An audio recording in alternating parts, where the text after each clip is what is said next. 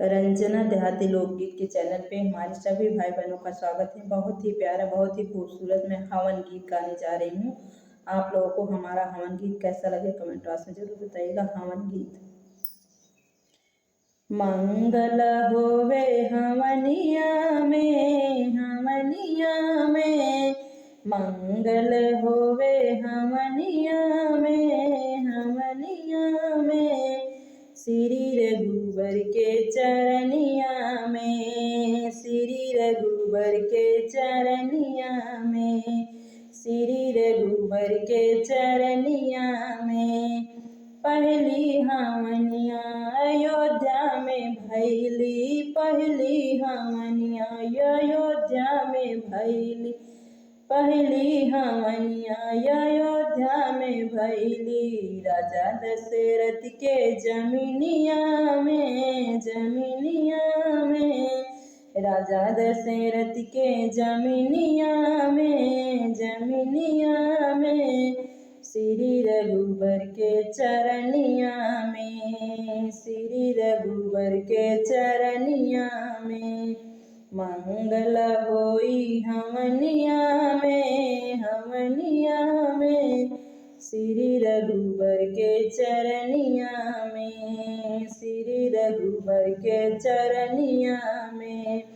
दूसरी हवनिया जनकपुर में भाई, दूसरी हवनिया जनकपुर में भाई, दूसरी हवनिया जनकपुर में भाई, जनकपुर में भाई।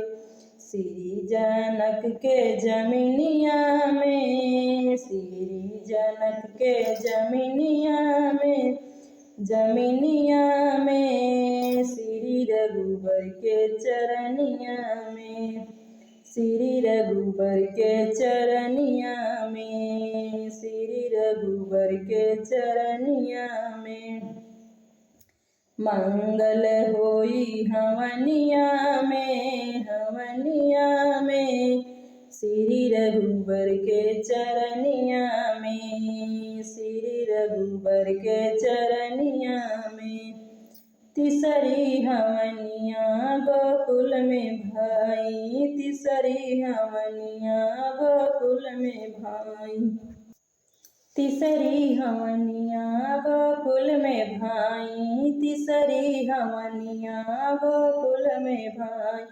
श्री कृष्ण के जमीनिया में, जमीनिया में, श्री रघुबर के चरनिया में, श्री रघुबर के चरनिया में, श्री रघुबर के चरनिया में। मंगल होई हवनिया में, हवनिया में, श्री रघुबर के चरनिया में, श्री रघुबर के चरनिया में।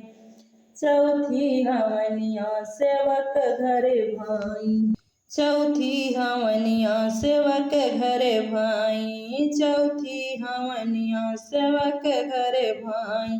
श्री रघुबर के चरनिया में, चरनिया में, मंगल होई हवनिया में, मंगल होई हवनिया में, मंगल होई हवनिया में।